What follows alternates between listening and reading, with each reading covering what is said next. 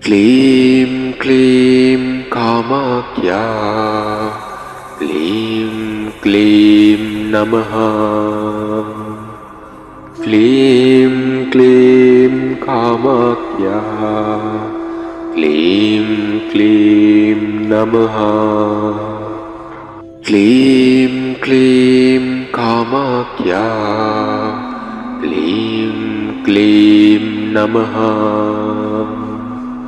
क्लीं क्लीं कामाख्या क्लीं क्लीं नमः